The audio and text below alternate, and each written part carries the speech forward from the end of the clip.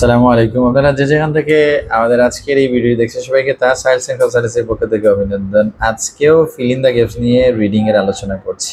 আলোচনার অন্যতম আলোচনা হচ্ছে জাস্ট একটি ওয়ার্ড ধরবেন এবং একটি ওয়ার্ড ধরেই আসলে ফিল ইন দ্য গ্যাপস কিভাবে করবেন।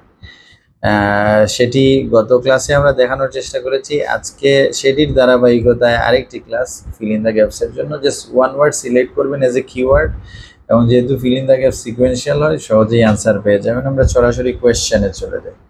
ফার্স্ট কোয়েশ্চেন, এখানে ফিল ইন দ্য গ্যাপস আছে 1 to 5। যেহেতু এখানে প্রথমে 1 to 5, তাহলে আমরা চেষ্টা করবো একদম প্যাসেজের শুরু থেকে আলোচনা করার। প্যাসেজের শুরু থেকে আলোচনা করবে এবং বলা হচ্ছে choose one word only from the passage for each answer. সেখানে ওয়ান ওয়ার্ড সিলেক্ট করা, প্যাসেজের নাম আপনাদের যা জানা আছে। ওকে, প্যাসেজের নাম সেটি হচ্ছে প্যাসেজের নাম হচ্ছে the Dead Sea Scrolls and finally question হচ্ছে, কোয়েশ্চেনের আগে হেডিং আছে the Dead Sea Scrolls. First word হচ্ছে ডিসকভারি, কুমরান 1946 to 47 আছে। তারপরে এটি লাইন আছে 3 Bedouin shepherds in their teens were near an opening on the side of cliff. এগুলো আপনাদের কি নিতে পারেন, বাট আমাদের চাচ্ছি যে ওয়ান ওয়ার্ডে আনসার। যদি একটু বাংলা মিনিং জানতে চান খুব কাজে লাগবে যে টিনেজ তিনজন বেদুইন ওই যে ক্লিফের খুব কাছাকাছি তারা ছিল। অ্যান্ড ফার্স্ট কোয়েশ্চেনে যেটা হচ্ছে আমরা কিওয়ার্ড ধরবো সেটি হচ্ছে heard a noise of breaking when one teenager threw a dash. আমাদের এখানে কিওয়ার্ড নিচ্ছি থ্রিউ এবং সেটির সিনোনিম মাথায় রাখবো যে থ্রিউ এর একটি সিনোনিম ধরেই আমরা আনসার কিন্তু কারেক্ট করে নেব। খুব সহজে সেটি আনসার চেষ্টা করব কারেক্ট করার। এখানে আরো গ্রামারের নিয়ম নিতে পারেন। এ আছে আর্টিকেল, তারপরে এটা নাউন বসবে, এটাও মাথায় রাখতে পারেন। এটা তো ভার্ব নিয়ে কাজ করেন। হার্ড থেকে মানে হেয়ার থেকে হেয়ার্ড মানে শুনেছিলেন। Noise breaking when one teenager threw মানে নিক্ষেপ করেছিলেন। ওয়ান ওয়ার্ড ধরলাম, সেটা লাইন পড়তে পারেন। এবং আমরা দেখবো যে কি সে নিক্ষেপ করেছিল সেটি আমাদের আনসার খুঁজবো। ফার্স্ট প্যারা এখানে in late 1946 or early 1947 থেকে সেকেন্ড লাইনে আমরা পেলাম কুমরান, সেটিও পেয়েছি হ্যাভ গট কুমরাম। এগুলো পেয়ে আমরা কন্টিনিউ মানে সামনের দিকে যাওয়ার চেষ্টা করব এবং গিয়ে শেফার্ড থার্ড লাইনে দেখেন one of this young shepherd, তাদের শেফার্ডদের একজন ইয়াং শেফার্ড। ওই যে ওয়ার্ড আমরা থ্রিউ সেটির একটি সিনোনিম পেলাম। থ্রিউ এর সিনোনিম হচ্ছে আপনার টস্ট। ওইখানেও পাস্ট টেন্স ছিল, এখানেও পাস্ট টেন্স। আর্টিকেলে হুবহু আছে। টস মানে নিক্ষেপ করেছিল, কি নিক্ষেপ করেছিল? রক মানে হচ্ছে পাথর। তো আনসার হবে পাথর। তাহলে আনসার আমরা পাচ্ছি যে one of this young shepherds, young শেফার্ডের একজন টসে রক, সেটা পাথর নিক্ষেপ করেছিল। তারপরের অংশ হুবহু যেরকম ছিল। Into N opening on the side of the cliff was surprising to hear and shattering sound। পুরোটা আমরা পড়ে নিলাম, বাট খুব সহজেই আনসার আমরা ম্যানেজ করে নিলাম। Toss is a synonym of threw এবং আনসারটি হচ্ছে rock and that is noun. Question number 2 sequential হবে এবং পর্যায়ক্রমে আমরা খুঁজতে যাবো। কোয়েশ্চেন নাম্বার 2 এর একটি কিওয়ার্ড আমরা নেওয়ার চেষ্টা করবো। লিখছে যে প্রশ্নে বলা হচ্ছে যে teenagers went into the dash and found a number of container made of dash। একই লাইনে দুটি আনসার। প্রথম আনসার আমরা দিই went into মানে হচ্ছে কোনো কিছুর ভিতর দিয়ে যাওয়া। সো went মানে হচ্ছে যাওয়া, went into কোনো কিছুর ভিতর দিয়ে যাওয়া বা প্রবেশ করা। এটা মাথায় রাখেন একটি, আমরা এটি খুঁজে তারপরে টিনেজারটা কোনো কিছুর ভিতর দিয়ে গিয়েছিল। আগের যে জায়গা পর থেকে পড়বো। Then he and his companions later enter মানে হচ্ছে যে went into কোনো কিছুর ভিতর, যে এন্টার মানে প্রবেশ করেছিল।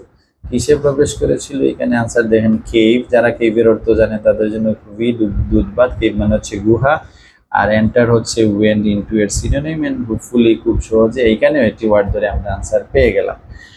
কোয়েশ্চেন নাম্বার 3 তে চলে যাই। কোয়েশ্চেন নাম্বার 3 তে বলা হয়েছে যে হ্যাঁ and found a number of containers, তারা অনেকগুলো কন্টেইনার পেয়েছিল। মেড অফ ড্যাশ, ওই কন্টেইনারগুলো আসলে কিসের তৈরি? সেটা হতে পারে সিমেন্টের তৈরি, কাঠের তৈরি, প্লাস্টিকের, সিরামিকের, কাদামাটির। আমরা একটু দেখি কিসের তৈরি।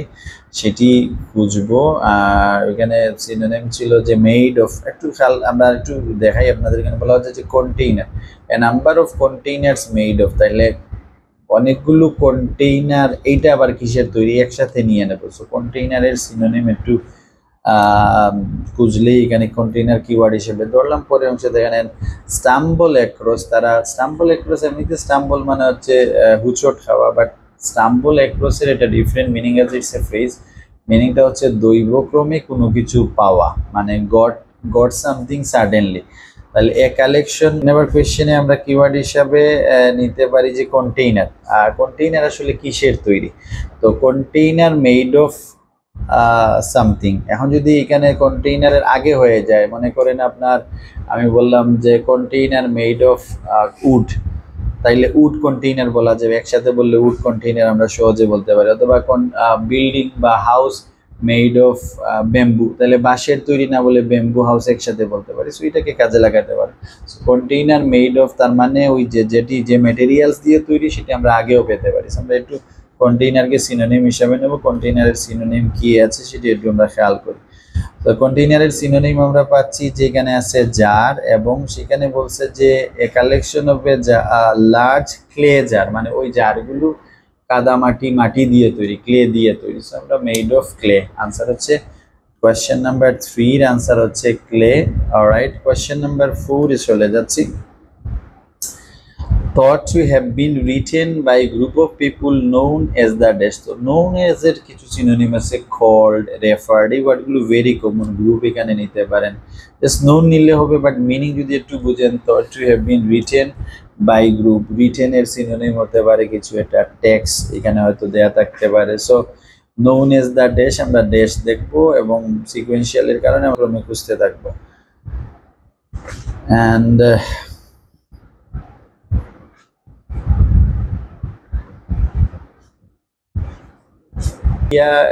কন্টিনিউ পড়লাম। আমাদের ওই যে গ্রুপ ছিল, এটাকে ধরা, এটা সিনোনিম, নোনের সিনোনিম ধরা। The area was known as Judea at the time and the people are thought to have belong to a group. এই আমরা গ্রুপ ওয়ার্ডটি পেলাম কিওয়ার্ড হিসেবে যেটি নিয়েছিলাম, এবং তার কিছু আরেকটি ওয়ার্ড নিয়েছিলাম আনসারের জন্য, সেটা হচ্ছে নোনের জায়গা হবে কল, আর এ আছে দ্য এসেন্স।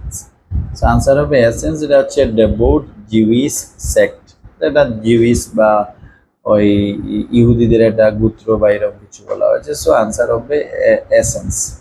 আমাদের কোয়েশ্চেন 4 এর আনসার আমরা পেয়ে গেলাম এসেন্স। এন্ড কোয়েশ্চেন কিওয়ার্ড নিলাম নোন, নোন হচ্ছে আমাদের এজ এ কিওয়ার্ড, আমরা কিওয়ার্ড হিসেবে নোনকে কাজে লাগাতে পারি।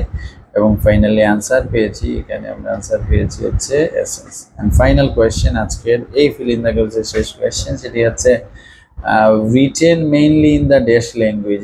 কোন ল্যাঙ্গুয়েজে এটা লেখা, আমরা ল্যাঙ্গুয়েজটি খুঁজবো এবং ল্যাঙ্গুয়েজটি দেখি কোন ল্যাঙ্গুয়েজে লেখা। Then the majority of texts, এখানে রিটেনের সিনোনিম টেক্স হিসাবে ইউজ করা হয়েছে। On the Dead Sea scroll, Dead স্ক্রোলের মেজরিটি লেখাটা হচ্ছে সেখানে আছে আর ইন হিব্রু, হিব্রু ভাষা যারা জানেন এটা ল্যাঙ্গুয়েজ হিব্রু। সো আনসার হবে, এবং আমরা জানি যে ল্যাঙ্গুয়েজের আগে ইন প্রিপোজিশন বলে, I speak in English, I speak in Arabic, বুঝতে পারছেন কিনা না? তাহলে ইন আমরা মানে ল্যাঙ্গুয়েজ বা ভাষার আগে আমরা ইন ব্যবহার করি। খুব সহজেই আনসার পেয়ে গেলাম। জাস্ট এখানে কিওয়ার্ড ধরলাম, একটি ওয়ার্ড। তবে এইটা এই স্টাইলের পড়াটাকে সবাই এটা দিয়ে কিন্তু প্রচুর স্টুডেন্ট কালেক্ট করছে। আপনারাও যারা এটা দেখে খুব ফ্যান ফলোয়ার হবেন, বাট এটা একটু সিরিয়াসলি নেবেন। তার এটা তো ঠিক আছে, ইনিশিয়াল স্টেজে I think to develop your sense on fill in the gaps, but আমার কাছে মনে হয়েছে পুরো স্টাডি করবেন, মিনিং বুঝবেন, তাতে আইএলটিএস এর স্কোরের পাশাপাশি বেটার ইংরেজির এটা সেন্স হবে, ভালো রিডার হবেন, ভালো মানে লিখতে পারেন, ভালো বলতে পারেন।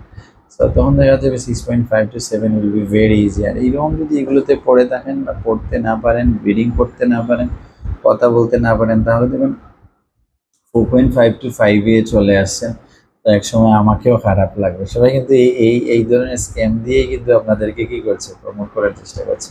আমরা হেল্প করছি, বাট আমি বলছি না এটাই একমাত্র মানে বেস্ট ওয়ে বা এইভাবেই করবেন। But I think you will study a lot, এবং পুরো প্যাসেজের কনটেক্সটটা ভালো বুঝেন। যারা 9, 8.5, 7 তারা পুরো প্যাসেজটা খুব সহজে বুঝাতেও পারে, বুঝতেও পারে, সেটা আপনাদের আমিও চাই আপনারা করবেন। সবাই ভালো থাকবেন, আল্লাহ হাফিজ।